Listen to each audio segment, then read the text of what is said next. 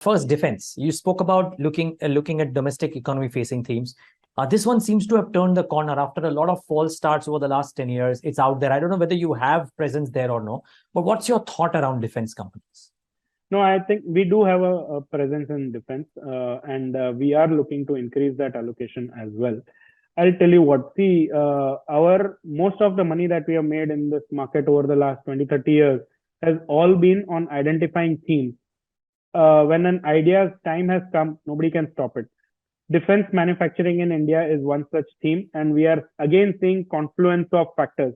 Just like I explained in the geopolitical terms for the broad manufacturing, similar thing is happening in defense also. So, and we could have foreseen those things happening in chemical sectors also 5, 7, 8 years back. Today, of course, they are way overvalued as compared, and a lot of the growth was because of margin expansion and prices going up.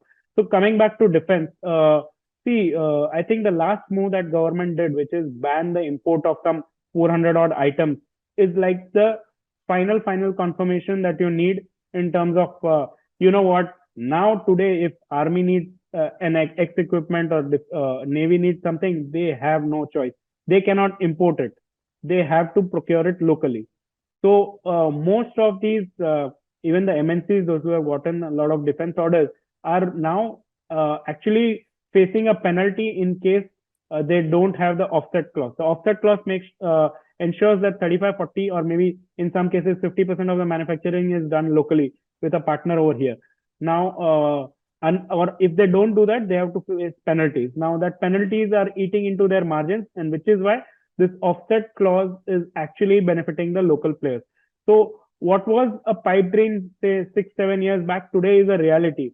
And we can see it in the order books that some of these defense companies are getting. And what you can see is that right now there is a rush to book their capacities. Not only are they getting orders, they are getting good advances also. Otherwise, see, they are a small cog in the whole wheel, and there is not much value add that we are going to do in defense at this juncture. But the scale of a lot of these companies are going to change. And you can foresee, I mean, you can judge the importance of this offset partner in the whole chain from the kind of advances and the concessions that their their clients are giving them. They need them more than the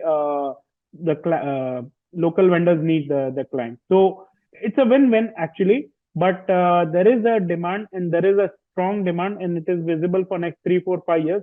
A lot of these companies are going to change scale in terms of 3, 4, 5x. So this is a opportunity to look out for from the next 3 to 5 years point of view for sure. One of the earlier participants, Ravi, mentioned that you can also look. His opinion was that the top tier defense firms probably have 15% CAGR growth or 10% CAGR growth for next 10 years. And then if you move down a ladder or a step, some of the slightly mid-sized ones may not have that much of longevity, but the next 3, 4 years visibility could be to the tune of 25 to 50%. My question is, one, is your thesis similar? And if so, which part of the puzzle are you betting on? Are you betting on the slow, steady, longevity, large players, or are you betting on the slightly second-run players? No, so there are, we have a mix of both of them. Okay. And I would say that over a 10-year period, 15% CAGR might look, not very attractive. But what will happen is that it might be so that we might have a 20 or 25% CAGR for the initial 5, 7-year period, and then a slowdown, which might lead to a 15% CAGR. So a 25% CAGR in a large company is actually a fantastic number. So I would not, kind of discount the opportunity size or the growth that these companies are going to witness. Now, the good part about some of these smaller companies is, what was the bad part about this business, about defense business, was that one, your client is government, and second, your client is government. So, because your client is government, there is no visibility. So the biggest problem was the visibility. There was a lumpiness to this business, that you will not know when you will get the next order, if you will get the next order, what will be the size, when will you get the payment. The second big problem is, when will you get the payment. Some of the working capital used to be stretched to 1.5 years.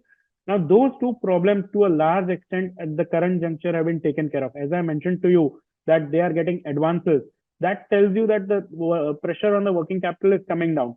Now, if you are an offset partner to one of the larger guys, actually you are not, your client is not even a government, so to say. So you have far better visibility in terms of what business you are going to get over the next 3, 4, 5 years, and your payment terms are not as bad as they are with government. Although, albeit even that is getting better, but so some of the structural issues in this business are getting addressed, and we are in a phase where some of these companies are going to go up in a big time, and we have seen this. Even though some of the wealth created in the previous cycle in capex was transitionary, where these small players went from being 1,000, 2,000 crore turnover to 20, 30,000 crore. Now, if that is the kind of scale change that we are going to witness, some of these companies today, whatever their market cap are, they'll end up probably having an exit pat of that kind of their top line will become their pat in 5, 6 years time. So the re-rating is absolutely bound to happen in those kind of scenarios, and one cannot be stuck up in the past, that it has not happened in the past, this has happened in the past. So usually in times of such rapid change, analysts tend to get stuck with the old way of looking at things.